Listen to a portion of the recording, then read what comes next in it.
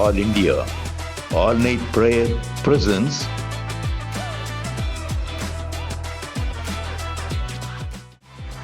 அர்ப்பணிப்பின் நேரம்.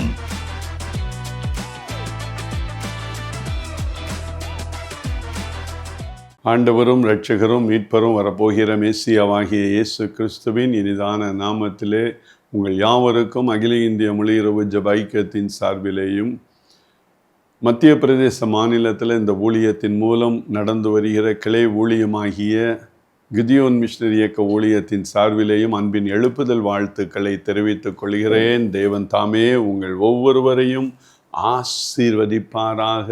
ஆசீர்வதிப்பது மட்டுமல்ல, தேவனுடைய திட்டத்தில் உங்களை இணைத்து தேவனுடைய ராஜ்ய மத்திய பிரதேச மாநிலத்தில் பலமாய் பெருகும்படியாய் எங்களோடு கர்த்தர் உங்களை இணைத்து இந்த ஊழியத்தை நம்ம இணைந்து செயல்பட தேவன் உங்கள் உள்ளத்தில் பேசுவாராக என்று தேவனை நோக்கி இந்த நேரத்திலே நான் ஒரு விண்ணப்பத்தை வைத்து உங்களோடு கர்த்தருடைய வார்த்தையை பகிர்ந்து கொள்ள போகிறேன்.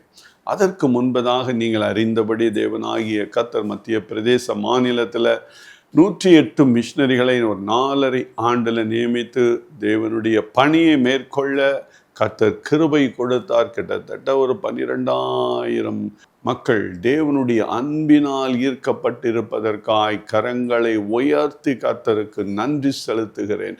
இந்த காலத்தில் நீ மௌனமாயிருந்தால் யூதருக்கு ரட்சிப்பும் சகாயமும் வேறொரு இடத்திலிருந்து வரும். இன்னைக்கு இந்த வார்த்தைகளை கேட்டுக்கொண்டிருக்கிற நீங்கள் மௌனமாயிருந்தால் இந்த ஊழியம் கர்த்தருடைய திட்டத்தின்படி அது நடந்து கொண்டுதான் இருக்கும். நம்ம வேடிக்கை பார்க்கிறவர்களாய் நாம் இறந்து விடக்கூடாது. நம்ம வேடிக்கை பார்க்கிறவர்களாய் இருக்கக்கூடாது. நம்மளும் இதில் பார்ட் அண்ட் பார்ஷலாய் we should also take part of this God's plan and His project. ஆண்டவருடைய திட்டத்தில் நம்ம இணைத்து கொள்ளணும். ஜெபிக்கலாம். மாதம் ஒரு சிறிய காணிக்கையை ஒரு 100 ரூபாயோ 200 ரூபாயோ 500 ரூபாயோ மாதம் அனுப்பலாம். எளிதாக அனுப்பலாம். ஆனால் அதுக்கு என்ன வேணும்னா மனசு வேணும். அன்பின் வேண்டுகோள். தேவன் கொடுத்த அந்த மாபெரும் திட்டத்தை செயல்படுத்த நீங்களும் எங்களோடு இணைந்து கொண்டால் இன்னும் சீக்கிரமாய் தேவனுடைய ராஜ்யத்தை அங்கே ஸ்தாபிப்பதற்கு பெரிய உதவியாய் இருக்கும் என்பதை நீங்கள் அறிந்து கொள்ள வேண்டும். அநேகர் எங்களோடு இணைந்து இந்த ஊழியத்தை தாங்கி வருகிறதற்காய் ஜெபித்து வருகிறதற்காய் நன்றி செலுத்துகிறேன். அநேக புது குடும்பங்களை தேவன் இணைத்து கொண்டிருக்கிறார். தேவனுக்கு நன்றி செலுத்துகிறேன். ஆனால் அந்த பழைய குடும்பம் என் தகப்பனாரோடு தேசத்தின் எழுப்புதலுக்காய் தங்களை அர்ப்பணித்த குடும்பங்கள், அதே போல் அநேகர் எனக்கு தெரிந்த குடும்பங்கள் இன்னும் இந்த காரியத்தில் தேவன் எங்களுக்கு கொடுத்த அந்த மாபெரும் தரிசன ஊழியத்தில் உங்களை இணைக்காமல் இருப்பதை குறித்து மிகுந்த கவலை இருந்தாலும் கர்த்தருடைய ஊழியக்காரனாய் உங்களை அன்போடு அழைக்கிறேன். வாருங்கள், நம் இணைந்து தேவனுடைய ராஜ்யத்தை மத்திய பிரதேச மாநிலத்தில் ஒரு மதமாற்ற தடை சட்டம் இருக்கிற அந்த மாநிலத்தில் தேவனுடைய திட்டத்தை நம்ம செயல்படுத்த நம்மை அர்ப்பணிப்போம். அங்கே அநேக காரியங்கள் நடந்து கொண்டு இருக்கிறது என்பதை நீங்கள் அறிவீர்கள். எல்லாவற்றையும் இந்த தொலைக்காட்சியில் நான் பதிவு செய்ய முடியாது. எல்லாவற்றையும் நீங்கள் அறிந்திருக்கிறீர்கள். எவ்வளவு இடர்பாடுகள், வேதனைகள், நிந்தைகள் ஊழியம் செய்கிற நம்முடைய மிஷனரிகளுக்கு வருகிறது என்பதை நீங்கள் அறிந்திருக்கிறீர்கள். Many things I cannot tell through this media, but you know everything. How much persecution our missionaries are facing. எவ்வளவு உபத்திரவத்தை நம்ம மிஷனரிகள் அனுபவித்து கொண்டிருக்கிறார்கள் என்று நமக்கு எல்லாருக்கும் தெரியும். எதற்காக? கர்த்தருடைய அன்பு அவர்களை ஈர்த்து எப்படியாவது மதமாற்ற தடை சட்டத்தில் நம்ம தண்டிக்கப்பட்டு சிறைக்கு போனாலும் பரவாயில்ல. சிறைக்கு போனால் மனைவியினுடைய அன்பு, பிள்ளைகளின் அன்பு, பெற்றோரின் அன்பை இழந்து தனியாக தவிக்கணும். அவன் என்ன குற்றம் செய்தான்? கொலை செய்தானா? கற்பழித்தானா? போதை மருந்துகள் விற்றானா? இந்த தேசத்தின் தீங்கான காரியத்திற்கு அவன் தன்னை அர்ப்பணித்தானா? இல்லையே. இந்த தேசம் ஆசீர்வதிக்கப்படணும். அமெரிக்கா தேசத்தை காட்டிலும், இங்கிலாந்து தேசத்தை காட்டிலும், ஆஸ்திரேலியா தேசத்தை காட்டிலும், சீனா தேசத்தை காட்டிலும் எங்கள் தேசம் ஆசீர்வதிக்கப்படணும் என்று தேவனாகிய கர்த்தர் இயேசு கிறிஸ்துவோட போராடுகிற அந்த போராளிகளை நீ மதமாற்றுகிறாய் என்ற ஒரு காரணத்துல அவங்க நம்ம மிஷனரிகளை படுத்துகிற துன்பங்கள். நம்ம எதுக்கு ஜெபிக்கிறோம்? மதுபானத்தில் பிடிக்கப்பட்டவர்கள் மதுபானத்திலிருந்து விடுவிக்கப்படணும். விபச்சார வேசித்தனத்தில் இருக்கவங்க அதிலிருந்து விடுதலை பண்ணணும். கற்பழிப்புகள் நம்ம தேசத்துல இல்லாமல் பெண்கள் விடுதலையோடு நடக்கணும் அப்படிங்கிற ஒரு பெரிய தரிசனத்தோடு தானே நம்ம இந்த ஊழியத்தை நிறைவேற்றி வருகிறோம். அதை செஞ்சா சிறைச்சாலைன்னா யோசித்து பாருங்க, எவ்வளவு ஒரு கடுமையான ஒரு தேசத்தில் நம்ம வாழ்ந்து கொண்டிருக்கிறோம். தேசத்தை நேசிக்கிறதுல முதன்மை நம்ம தான். லஞ்சம் வாங்கக்கூடாது, அநியாயம் செய்யக்கூடாது, மனிதர்கள் சந்தோஷமா வாழணும், அர்ப்பணிப்பா ஆசீர்வாதமா வாழணும், காரு பைக்கு நல்ல வாகனம் வச்சு சந்தோஷமா இருக்கணும், சமாதானமா இருக்கணும், வீட்டில் எப்போதும் சந்தோஷம் இருக்கணும். அப்படித்தானே நாம் ஜெபித்துக்கோ. எல்லாருக்கும் ஆண்டவர் அந்த சந்தோஷத்தை கொடுக்கணும்னு ஜெபிக்கிறோம். ஆனாலும் அதன் மத்தியில் பல போராட்டத்தில் மிஷனரிகள் அந்த ஊழியத்தை செய்கிறார்களே, நாங்கள் எவ்வளவு பிரயாசப்படுகிறோம். இந்த தொலைக்காட்சி வழியாக தானே உங்களை சந்திக்கிறேன். இதனால எனக்கு என்ன? தேவனுடைய ராஜ்யம் கட்டப்பட வேண்டும் என்று உங்களை அன்போடு அழைக்கிறேன். எங்களோடு இணைந்து இந்த ஊழியத்தை தாங்க உங்களை அர்ப்பணியுங்கள். தேவன் உங்களை ஆசீர்வதிப்பார், குடும்பத்தை ஆசீர்வதிப்பார் நிச்சயம். இந்த நாளில் கர்த்தர் நம்மோடு பேச போகிறார். எதை குறித்து தெரியுமா? பஞ்சங்கள், ஃபெமைன், பஞ்சங்கள். பலவிதமான பஞ்சங்கள், ஒரு 3 வகையான பஞ்சங்களை குறித்து நம்ம தியானித்து ஜெபித்து முடிக்கலாம்.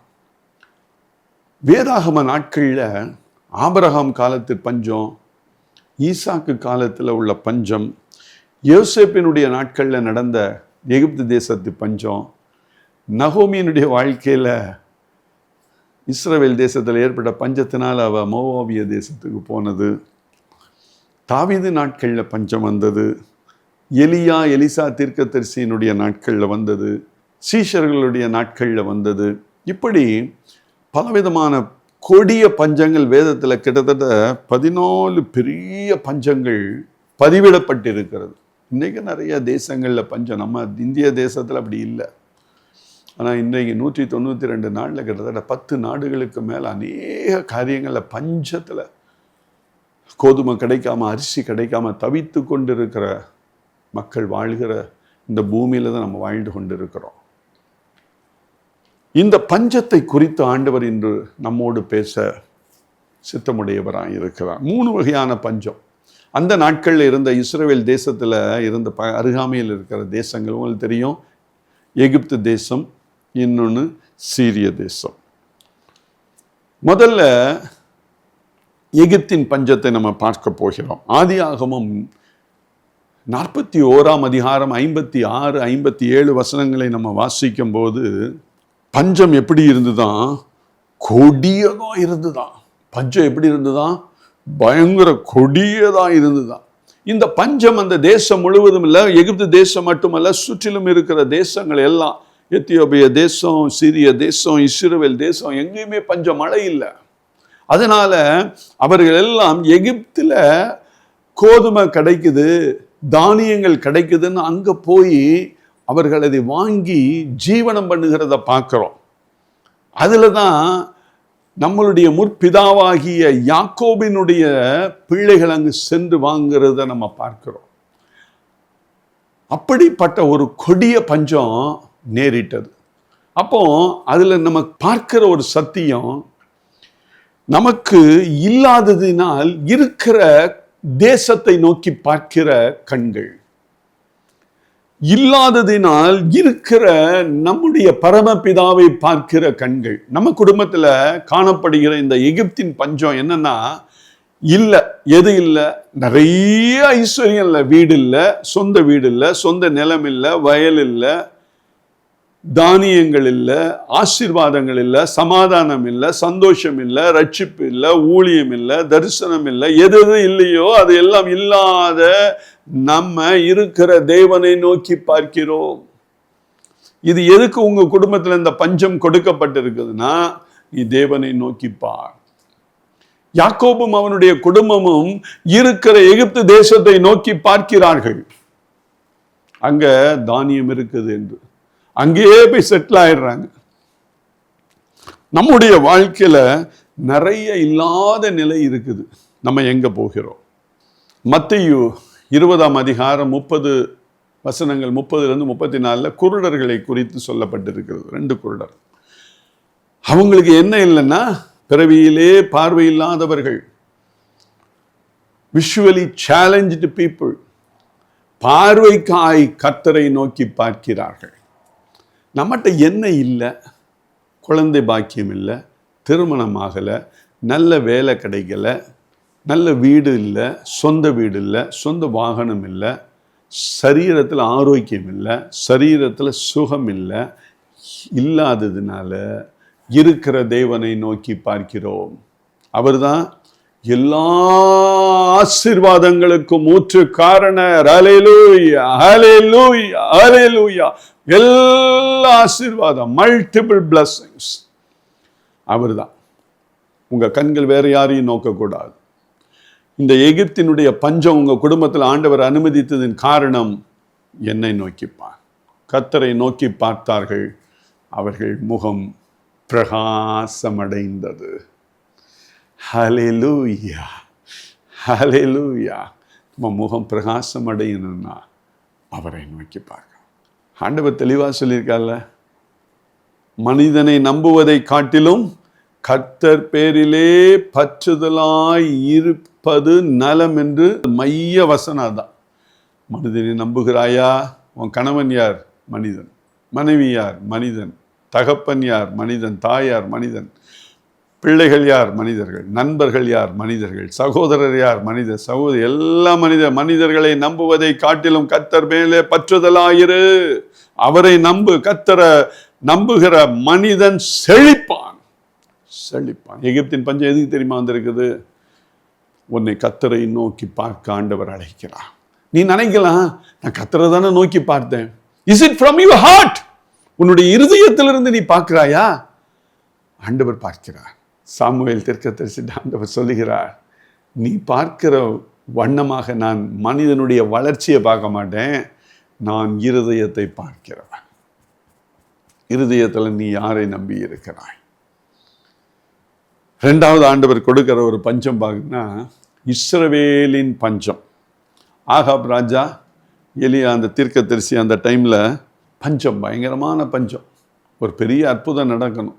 அதற்காகத்தான் அந்த நாட்களில் அவர்கள் கர்த்தருடைய முகத்தை நோக்கி பார்த்தார்கள்.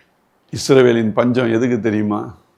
அற்புதம் நம்ம குடும்பத்தில் நடக்கணும்னு நீங்கள் நினைக்கிறீங்கன்னா ஆண்டவரை நோக்கி பாருங்கள்.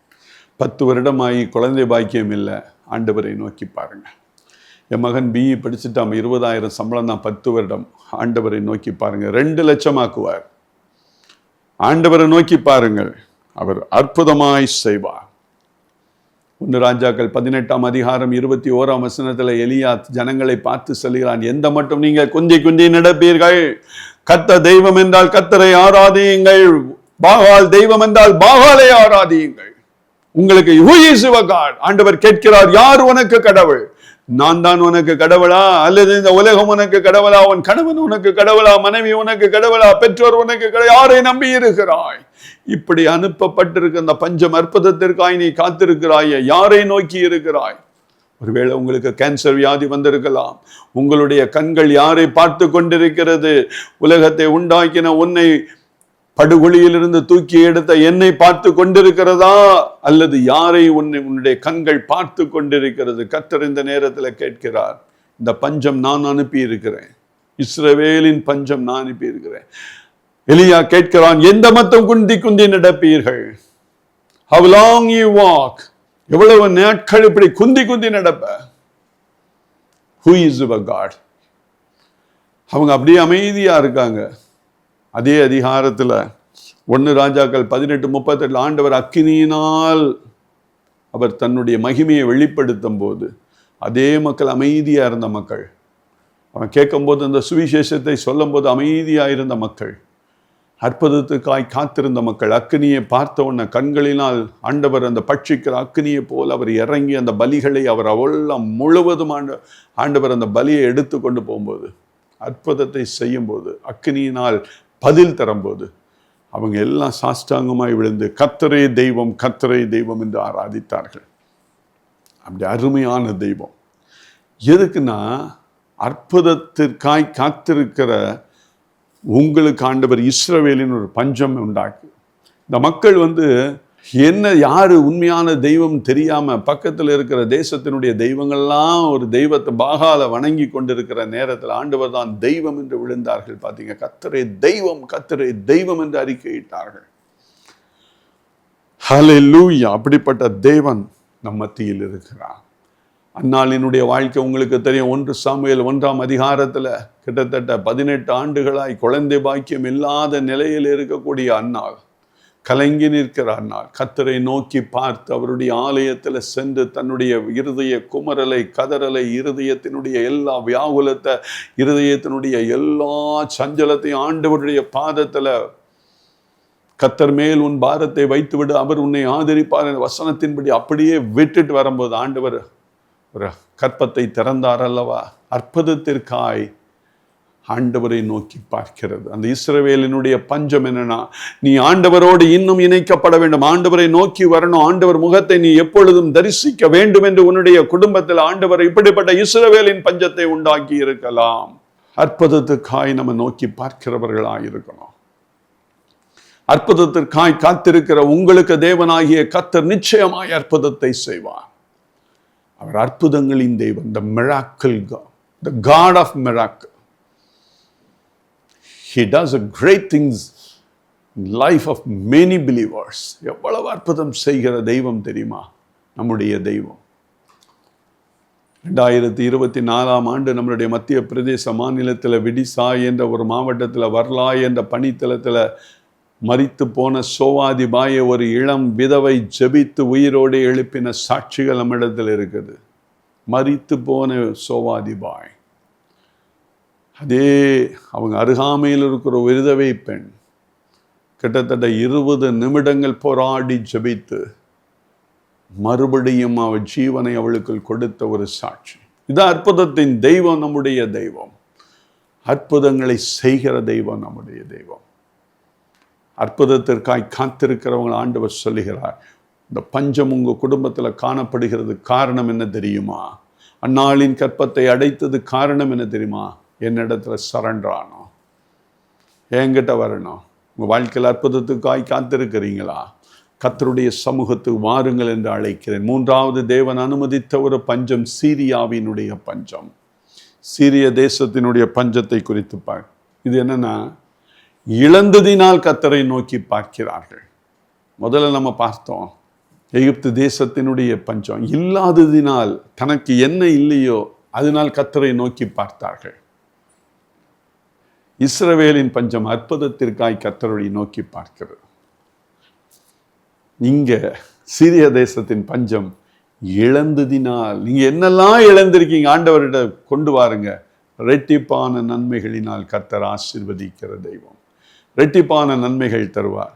இரட்டிப்பான நன்மைகள் தந்திட தேவன் நமக்கு என்ன செய்கிறார்? வாக்கு கொடுக்கிறார். இரட்டிப்பான நன்மைகளை தருகிற தெய்வம் நம்முடைய தெய்வம். அந்த தெய்வத்தை தான் நாம் ஆராதித்து கொண்டிருக்கிறோம். இழந்ததினால், லூக்கா 15ஆம் அதிகாரத்தில் நம்ம பார்க்கிறோம், இளைய குமாரன் தன்னுடைய அப்பாவினுடைய அரவணைப்பை, அம்மாவினுடைய அரவணைப்பை, சகோதரனுடைய அரவணைப்பை, எல்லாருடைய அன்பை விட்டு தூர தேசம் சீரிய தேசத்துக்கு செல்கிறான். எல்லாவற்றையும் அவனுக்கு என்ன வேணும், அவங்க அப்பாவுக்கு ஒருவேளை ஆஸ்தி 1 கோடி ரூபாய் இருந்ததுன்னா எனக்கு 50 லட்சம் ரூபாய் எனக்கு கொடுங்கன்னு சொல்லி அவனுடைய பங்கை வாங்கி கொண்டு சீரிய தேசத்துக்கு வியாபாரத்துக்கு நான் செல்லுகிறேன், நான் அந்நிய தேசத்துக்கு செல்லுகிறேன், வெளிநாடுகளுக்கு செல்லுகிறேன், நான் இப்படி சென்று என்னுடைய திரவியத்தினால் பல கோடி நான் சம்பாதித்து சந்தோஷமாய் வாழ்வேன், இக்கரைக்கு அக்கறை பச்சை.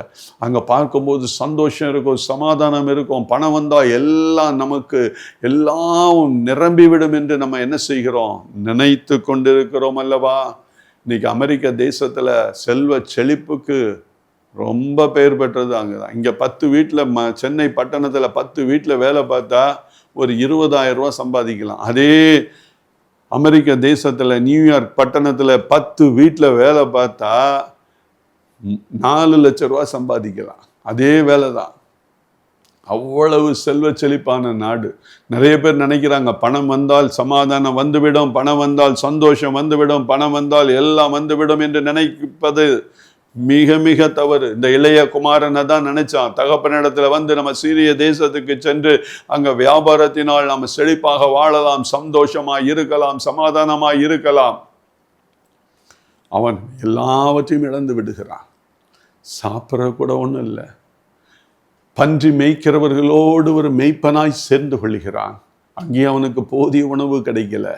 பன்றிகளுக்கு கொடுக்கிற அந்த உணவு எடுத்து சாப்பிட முயற்சிக்கிறான், அதுவும் கிடைக்கல. எவ்வளவு ஒரு அவலமான நிலை.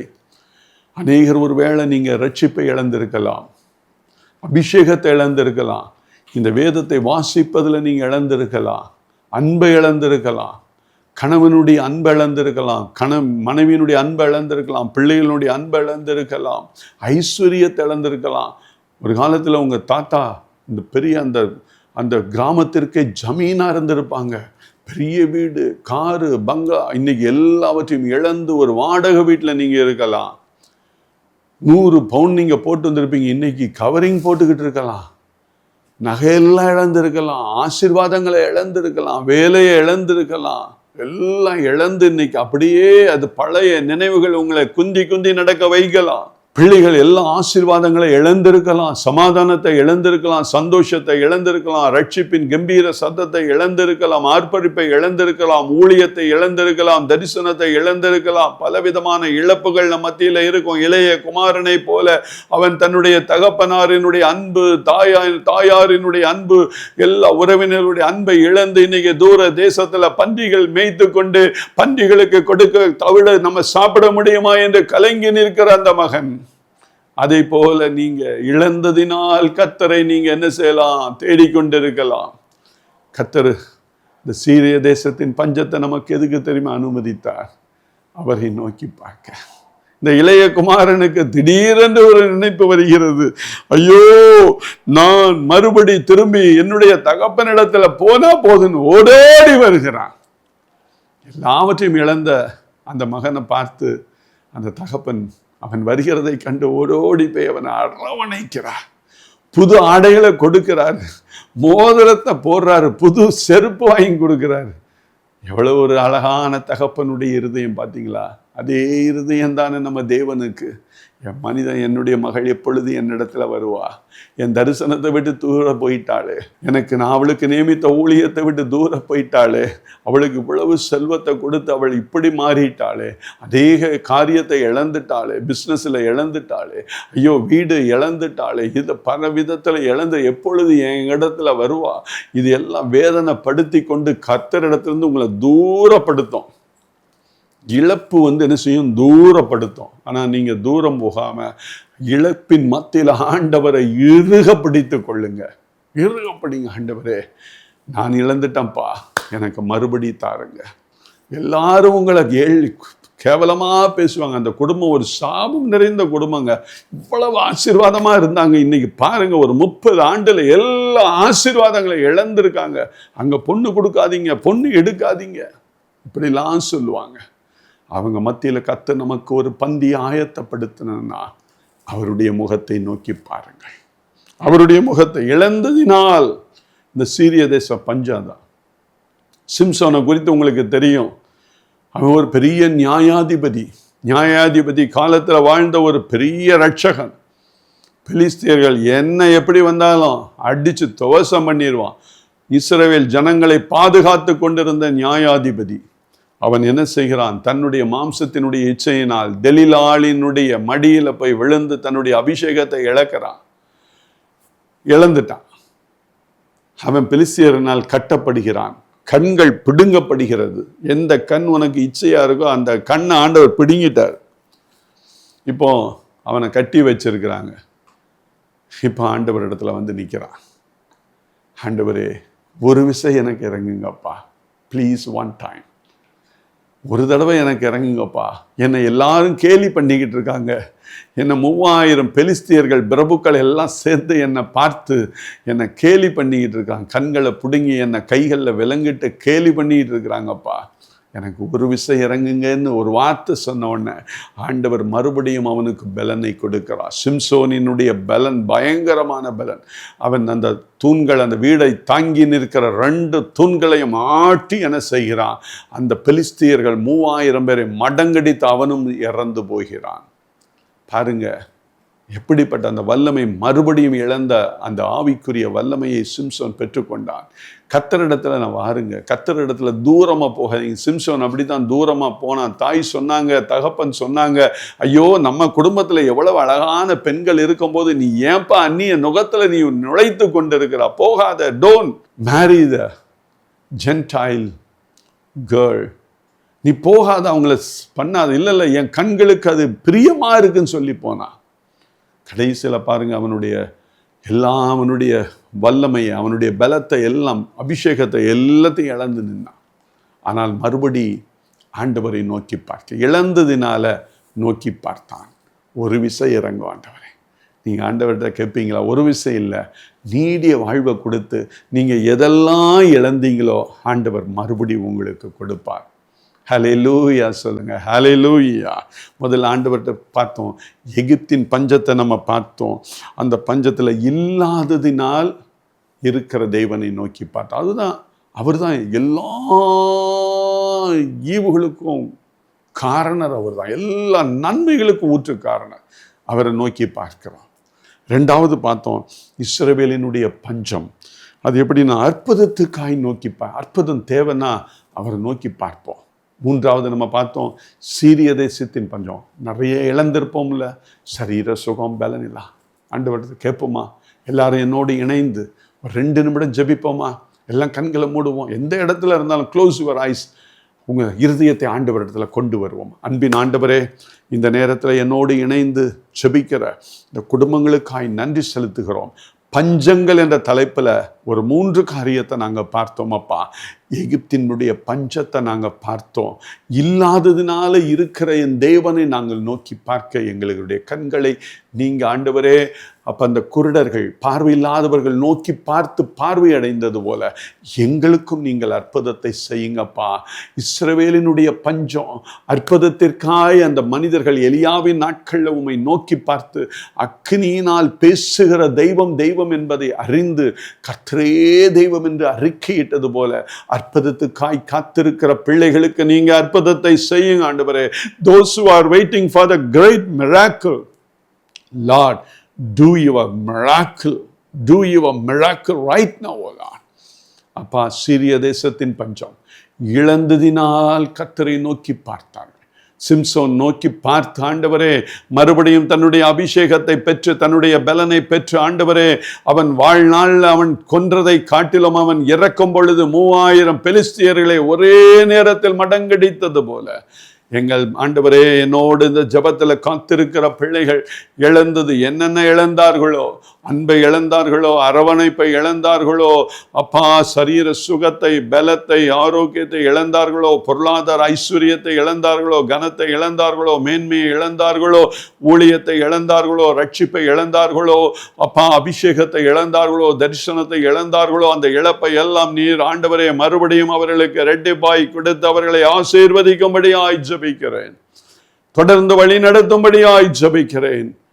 தேவனாகிய கர்த்தர் அவர்கள் குடும்பத்திலே காணப்படுகிற எகிப்தினுடைய பஞ்சம், இஸ்ரவேலினுடைய பஞ்சம், சீரிய தேசத்தின் பஞ்சத்தை நீர் ஆண்டவரை மாற்றி வறண்ட நிலத்தை நீரூற்றாய் மாற்றுகிற தெய்வம் அவருடைய ஆண்டவரை வறண்ட நிலங்களை நீரூற்றாய் மாற்றும்படியாய் ஜெபிக்கிறேன், ஆசீர்வதிக்கிறேன். இயேசுவின் நாமத்தில் ஜெபிக்கிறோம் நல்ல பிதாவே, ஆமென். God bless you. Dear children of God, our bank details to send offering as follows. Our account name, All India All Night Prayer Fellowship. Bank name, Indian Overseas Bank. Account number 06510-100006743. IFSC code IOBA 4444651. Our GPay and cell phone number 8825809981. Below address for sending prayer request, testimony, subscription, offering, check, DD, monthly magazine. For more details and contact, All Night Prayer Fellowship, number 487, Pavalamalli Street, Gomadhipuram, 6th Main, Madurai 20. Contact WhatsApp number 83004 48022.